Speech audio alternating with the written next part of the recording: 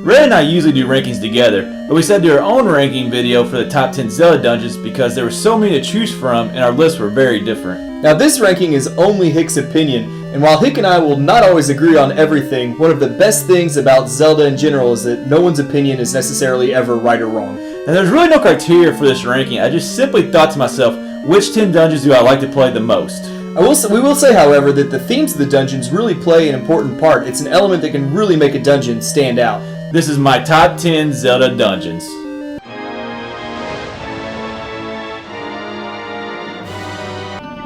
The Lantern Mine Facility was actually a dungeon I didn't think would be in my top 10, but it kind of just crept in there while making my list. I really love two things about this place. The Time Shift Stone, where it kind of makes it feel like two totally different dungeons, and I also love the fact that the past is actually futuristic.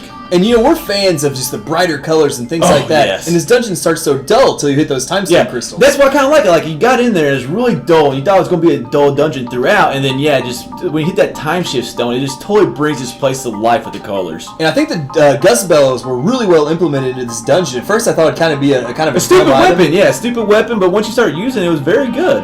And they especially well implemented here in the boss fight. Yeah, and I love this boss. Just like a whole big, epic looking scorpion. I love the motion controls of it. Yep. And then also like the name, the 1,000 Year. Like, I mean, it seems like he's kind of been there for a long time. It just makes it sound and feel like a really important guy. And then, like we said, the dust bellows. Yeah, blow him out of sand right there. I mean, it really worked well. They used it well in the dungeon. It was awesome right there.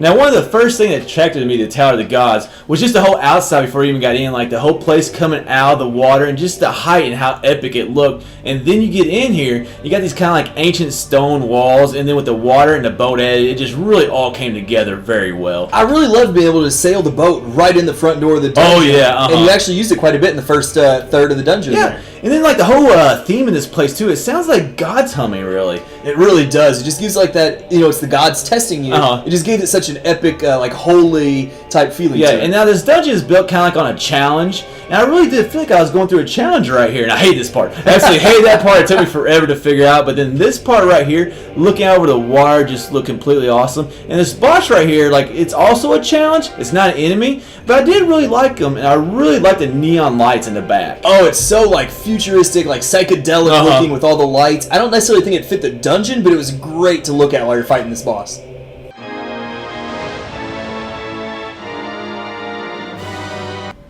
Now, the Arapant Grass is also a place that looked very epic from the outside. I just remember going through the desert and it just felt like it was so far out there. You see this big old place that used to house like the worst criminals in the world, and it felt good before you even got into it, and then it just delivered. And it's one of the few dungeons in any Zelda game that actually the dungeon itself had a backstory to it. I like that little touch. And there's also a weapon that would begin in this dungeon, a spinner, which is probably, actually there's no probably to it. It is my favorite weapon in any Zelda game. And the way they use it in this dungeon, not just as a weapon, but to ride some of these rails. Yeah, it kind of felt like a roller coaster almost, really. I mean, just it's a mechanic that they never used that was just completely awesome, and then seeing the gears right there and opening that door was just really cool. I thought it was a great implementation of an item, especially just this approach to the boss. Oh yeah, and how about this boss fight? Star-Lord, just absolutely amazing. Spinning around in a circle at first, and then you get to the part where you jump right here from side to side. It was so vast and so epic feeling. Dude, just the massive looking boss coming out of the ground and then a huge room to fight him in.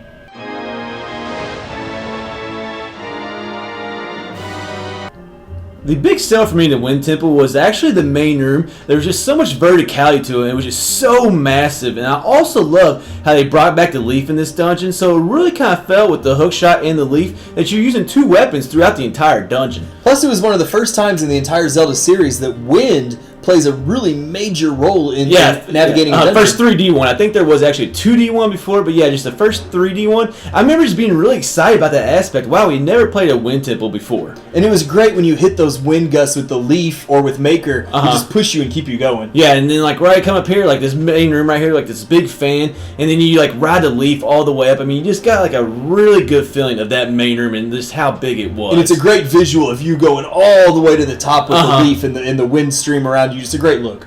And then like this boss right here, I mean, I kind of like how they used like the whole desert thing. Like it was a little bit different. And then using the hook shot to pull him to you, it was just kind of cool. It almost felt like Mortal Kombat and Scorpion. Get over here.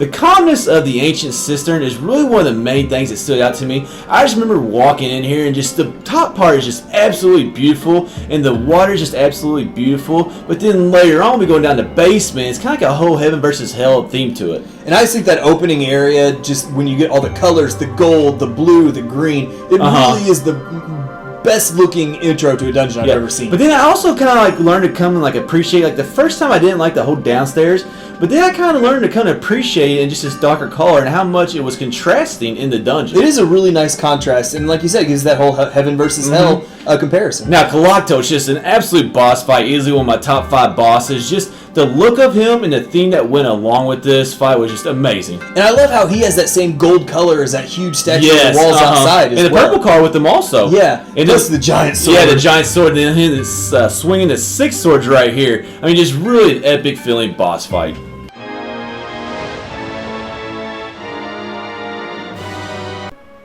Now, seeing this guy is actually a very interesting place. I hate this dungeon with passion the first time I went through it, but then the second time I just loved it. And just it was because there was so many outside areas, and me and Red say all the time, we love outside areas so much. Plus, I like the look of this place too. It looks like it once was like a really great city or fortress or something, and it's just falling into ruins with like some of the walls crumbling and things like that. And then the theme is just absolutely amazing here, like I've said in most of these dungeons that we've done actually. And then you get the double claw shot, also one of my favorite weapons, and I just love how it was used in this dungeon. And the feeling when you're in some of these open areas that there's nothing below you and you can fall to your death at any minute. Yes, always a constant element of danger. Now the boss right here is also probably one of my top 5 bosses, Argo Rock. Just I love the whole outside area, and just fighting a dragon is just cool. Plus you like the lightning and the storm in the background there, and it's such a massive arena that you're fighting in. Oh, it really is huge. And then like when you hookshot to him here at the end, and then you stab him, and he doesn't show right here, but he falls all the way down. Just a really fun part.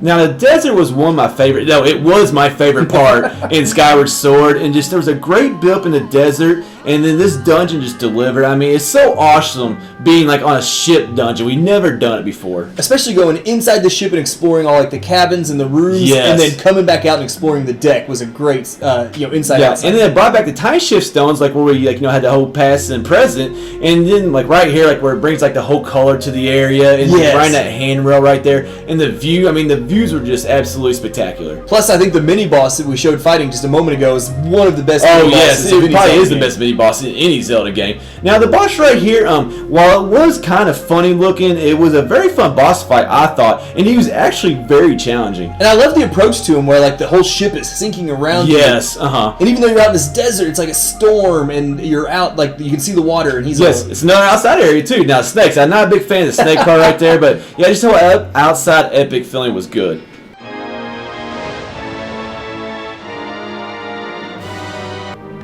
The Spirit Temple, while it was like the last part of the game, it was so far out there and it's a new area that this place just actually felt new. It's the first time we had a feeling of ancient ruins really in a Zelda game. Plus, I love how you get to explore half of it as young Link and half of it as adult Link. Yeah, and you also get 2 weapons. You get the Silver Gauntlet and the Mirror Shield. So, I mean, you do like 2 different, child and adult, and then you also get 2 different weapons. In this central room that kind of combines the 2 halves when you get the giant statue of the lady. And that lady statue just looked awesome, too. It really does. And like I just like the theme. I mean, we're always, like I said, the theme's going to contribute a little bit, but the theme of this place was just amazing. And I thought the mirror shield was well implemented in its usage. It really was. It really was. Now, Twin Rova, Red's actually a bigger fan of this boss fight than I am, but I really did like it a lot. I love the theme that went with it. Yeah, I love how you used the mirror shield, like with the ice and fire contrast. That was a great contrast with the ice. It really was. It really was. And plus, I just thought they were entertaining. Their banter back and forth with each other. Yeah, that was very entertaining, actually.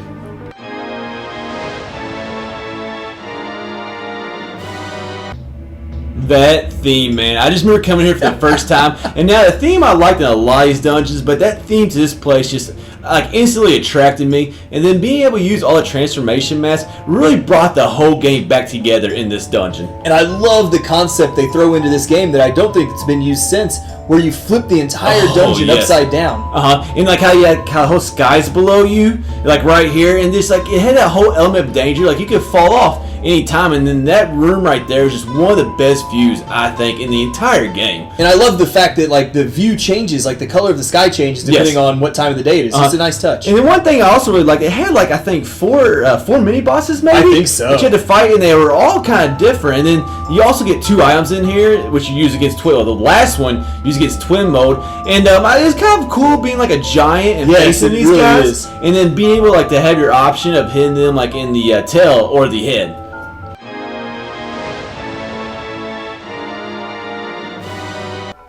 The very first time I walked into this place, it's always been my favorite, and that theme, it just hit me so fast. Now, I'm not really a big fan of like eerie themes, but I just feel like it went so well with this dungeon. And it also kind of fits that this is the first dungeon we tackle as adult Link in Ocarina of Time. It's got a darker, more adult feeling to it. I thought it was appropriate. Yeah, and it kind of feels like this whole place used to be something like a castle or a sanctuary, but then you got the vegetation kind of growing over it. In a weird way, it kind of makes this place beautiful in its own unique way. And I love those rooms right there, those quarters that you flip. It changed the whole mechanics of like the dungeon, really. It does.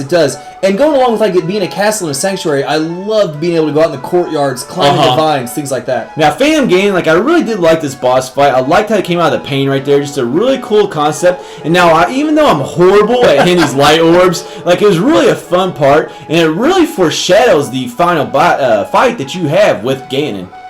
If you've enjoyed this video, please be sure to subscribe to our channel. Also, follow us on Twitter. We tweet Zelda stuff daily. And be sure to check out our other rankings. You can click on the Skyward Sword and Majora's Mask videos here below. Or you can click at the bottom for a playlist of our rankings. This was my top 10 Zelda dungeons.